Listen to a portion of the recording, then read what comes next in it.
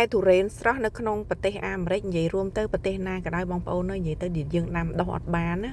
គឺមានតម្លៃថ្លៃសឹងថាមួយផ្លែ$100ជាងឬក៏$90អីចឹងទៅនិយាយទៅគឺថាអត់ធូរថ្លៃទេហើយជំរើសដែលល្អសមចៃអីហ្នឹងហើយយើងអាចញ៉ាំបានក៏ឆ្ងាញ់ដូចគ្នាហ្នឹងគឺយើងទិញទុរេនកក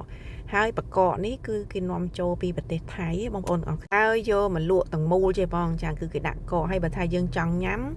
យើងទិញម្សិលមិញល្ងាចចឹងណាចាទុកវាឲ្យលាយអស់តកកចឹងទៅចាដល់ម៉ោងដល់ពេលដដែលល្ងាចវិញហ្នឹងចាំយើងយកវាមកបកសាវាធំក្រាស់វាកកអញ្ចឹងវាងាយលាយតកកទេហើយរបៀបដែលខ្ញុំរើសទុរេនបងប្អូនមើលកាឡាធំហើយរីកហើយអ្វីដែលជាតិចនិចពិសេសហ្នឹងគឺបងប្អូនត្រូវរេះទុរេនដែលប្រេះបែបនេះធានាថាមានរសជាតិឆ្ងាញ់តែម្ដងបងប្អូនហើយអែមក្លិនឈ្ងុយហើយទិញទៅគឺអត់ស្ដាយលុយទេខ្ញុំឃើញបងប្អូនខ្មែរយើងដែលគាត់នៅស្រុកអាមេរិកនេះគឺគាត់ទិញទុរេនទៅគាត់ថាញ៉ាំស្ដាយលុយខ្ញុំនេះវាចេះតែអត់បានទៅផ្សារចារកបានទិញទុរេនហើយធ្វើវីដេអូជូនបងប្អូនចាបង្ហាញទុកជាបទពិសោធន៍ជាចំណេះដឹងមួយណាអ្នកដែលគាត់នៅក្រៅប្រទេសបើសិនជាយើងចង់ញ៉ាំទុរេនហើយទុរេនស្រស់វា$100ជាងអីវាថ្លៃណាចឹងបងប្អូនអាចទិញទុរេនកកដូចដែលខ្ញុំបង្ហាញនេះណាគឺរើសទៅគឺឆ្ងាញ់តែម្ដងកុំយកទុរេនដែលអត់មានប្រេះពីព្រោះទុរេនដែលអត់ប្រេះហ្នឹងគឺជាប្រភេទទុរេនខ្ចីស្ទើរទុំឯងបងប្អូនអញ្ចឹងសាប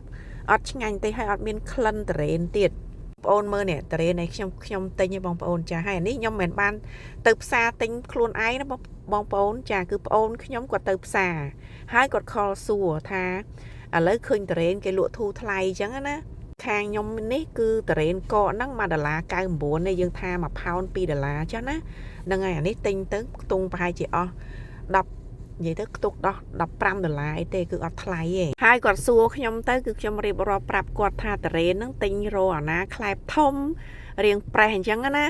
ប្រេះយកបន្តិចបានហើយកុំយកប្រេះខ្លាំងពេកអញ្ចឹងគឺគាត់រើសតាមអ្វីដែលខ្ញុំប្រាប់នេះប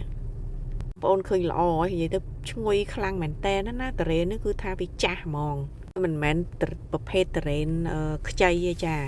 ទុរេនខ្ចីកាលពីខ្ញុំរស់នៅអាមេរិកមុនដំបូងគឺខ្ញុំធ្លាប់ទិញទុរេនកកហ្នឹង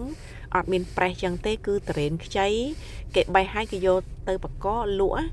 ចានិយាយទៅទិញហើយញ៉ាំហើយគឺស្ដាយលុយហ្មងអញ្ចឹងថាបងប្អូនដែលគាត់ចានៅប្រទេសផ្សេងក៏ដោយដែលចង់ញ៉ាំទុរេនកកអីណាចាគឺអាចសាកល្បងចាទិញតាមនាងខ្ញុំបង្ហាញបានហើយនេះវិញគឺជា brand ដែលនាងខ្ញុំទិញបងប្អូនទាំងអស់គ្នាហើយបញ្ជាក់ម្ដងទៀតទុរេនហ្នឹងគឺវាកកអញ្ចឹងតើតែយើងទិញពេលល្ងាចស្អែកឡើងពេលល្ងាចវិញចាំបកពីព្រោះអីខ្ញុំបកនេះក៏វានៅតិចប្រហែលជាខ្ទង់10ទៅ20%ដែរគ្រាន់ថាយើងវាស្រួលបកព្រោះវាលាយតកកអស់ហើយគ្រាន់ថាវានៅតិចអញ្ចឹងណាបករួចរាល់ហើយគឺខ្ញុំដាក់វាចូលកតោបែបនេះចាដើម្បី